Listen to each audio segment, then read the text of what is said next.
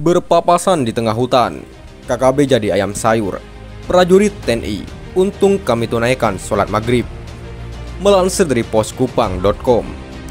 Belakangan ini perjuangan TNI Polri memerangi kelompok kriminal bersenjata atau KKB di Papua semakin memperlihatkan hasil yang signifikan. Satu persatu orang terkuat di lingkungan KKB berhasil ditumpas. Bahkan markasnya pun diduduki oleh prajurit TNI Polri. Kisah tentang keberanian TNI Polri menduduki markas KKB kini viral di media sosial. Kehebatannya dalam menaklukkan KKB pun kini diacungi jempol.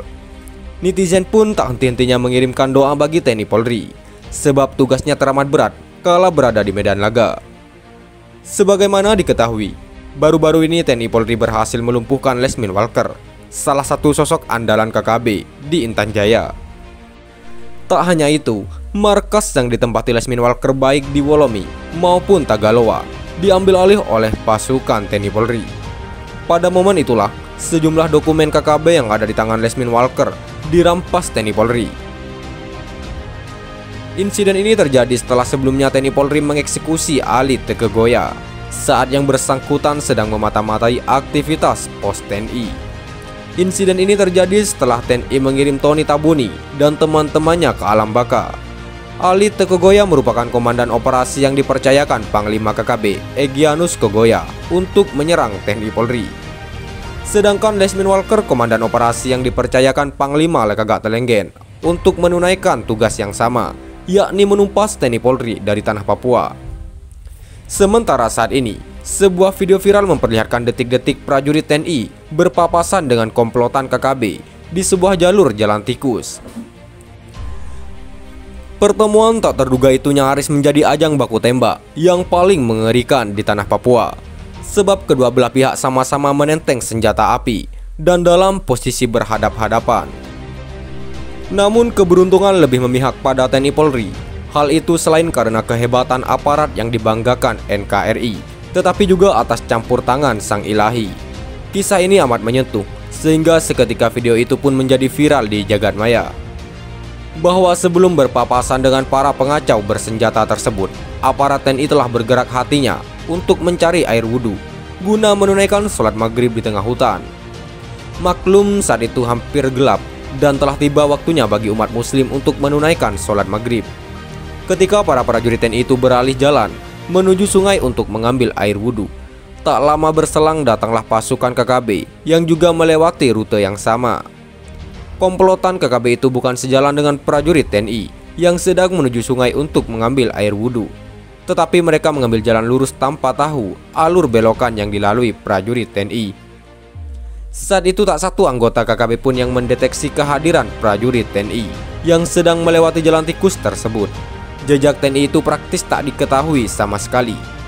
Sementara sebelumnya, sejumlah pemuda yang menemani prajurit TNI melewati jalan tikus itu sempat mewanti-wanti tentang kemungkinan komplotan KKB melewati jalan tikus tersebut. Kala itu prajurit TNI yang telah berbelok jalan menuju sungai juga tak tahu kalau KKB ternyata melewati alur jalan yang sama. Bila sebelumnya prajurit TNI lebih dahulu melewati jalan itu, kini komplotan KKB lah yang justru berada di depan prajurit TNI. Semuanya baru terungkap setelah prajurit TNI menunaikan ibadah sholat maghrib di tengah hutan, kemudian kembali melanjutkan perjalanan menuju pos keamanan yang dituju. Lantaran hari semakin gelap, ritme langkah kaki para prajurit pun kian dipercepat. Meski demikian, semua tetap waspada atas berbagai kemungkinan yang tak diharapkan. Dan benar saja, belum terlalu lama meninggalkan tempat sholat maghrib, tiba-tiba terdengar sayup-sayup sebuah kidung memecah kesunyian malam di hutan Papua. Suara nyanyian itu terdengar di kejauhan sana, pada arah jalan yang nantinya akan dilewati prajurit TNI ini. Manakala langkah kaki semakin dekat dengan sumber suara, semakin jelas pula terlihat seberapa banyak orang yang sedang bernyanyi di tempat itu. Bahkan terlihat beberapa senjata api yang diletakkan di samping mereka. Terlihat pula senjata tajam berupa parang, kapak, serta busur dan anak panah. Maklum ketika itu KKB sedang beristirahat dan anggota KKB lainnya membakar onggokan kayu. Nyala api itulah yang membuat suasana sekitarnya menjadi terang benderang. Momen itulah yang digunakan prajurit TNI untuk membedakan personel yang memegang senjata dan mana yang tidak sama sekali. Saat-saat situasi sedang tegang, tiba-tiba secara tidak sengaja salah satu di antara prajurit TNI menginjak kayu kering sehingga mengeluarkan bunyi cukup keras. Mendengar bunyian tersebut, gerombolan KKB pun secara spontan mengambil senjata, kemudian menembak secara membabi buta. Mereka mengerahkan senjata ke sembarang tempat dan menembaknya secara tak teratur. Untungnya prajurit TNI telah mengambil posisi yang menguntungkan dengan bersembunyi di balik pepohonan besar. Pada posisi itulah, TNI kemudian secara terukur mengirimkan hadiah kepada gerombolan KKB yang sedang melancarkan aksinya tersebut. Lantaran tindakan TNI itu tegas dan terukur, sehingga 2 personel KKB pun dipastikan jatuh tersungkur ke pangkuan Ibu Pertiwi. Melihat rekannya terkena tembakan, KKB pun makin beringas. Mereka menyiram peluru ke semua sisi dengan harapan bisa mengenai prajurit TNI. Tapi semuanya sia-sia. Setelah kontak tembak sekitar 15 menit lamanya, anggota KKB pun meninggalkan medan pertempuran sambil membawa 2 jenazah rekannya. Sedangkan di pihak TNI, jangankan terkena tembakan, terluka akibat tembakan pun tidak sama sekali. Hanya saja seorang pemuda yang membantu memandu jalan sedikit terluka lantaran terkena rekoset peluru. Melihat fakta tersebut, pemuda itu pun langsung diberi pertolongan emergensi.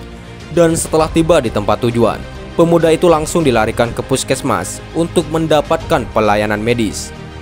Dari video yang viral itu terungkap fakta bahwa prajurit TNI itu sesungguhnya tertolong oleh keputusan untuk menunaikan sholat maghrib saat hari hampir gelap. Pada saat para prajurit menunaikan sholat maghrib, pada saat itulah komplotan KKB berjalan mendahului prajurit TNI. Andai kata prajurit TNI itu tak menunaikan sholat maghrib di tengah hutan, mungkin saja ceritanya menjadi lain. Prajurit TNI itu bisa saja diserang dari arah belakang, karena posisi KKB memang sedang dalam rute perjalanan yang sama dan sama-sama melewati jalan tikus tersebut. Pada situasi inilah, orang beriman akan meyakini bahwa keputusan untuk sholat maghrib adalah penolong utama prajurit TNI. Pasalnya, andai kata prajurit TNI tak memutuskan untuk menunaikan sholat maghrib dan terus melanjutkan perjalanan, mengingat hari sudah gelap, maka pada saat itulah mereka diserang dari belakang oleh pasukan KKB. Untung ditunaikan sholat maghrib. Dari kisah ini terungkap konklusi bahwa dalam situasi apapun, hendaklah mendengarkan kata hati. Suara hatimu akan selalu memberikan jalan yang benar untuk hidupmu pada hari-hari yang akan datang. Sekian dan terima kasih. Jika ada salah kata, kami mohon maaf. Jangan lupa like, komen, dan subscribe.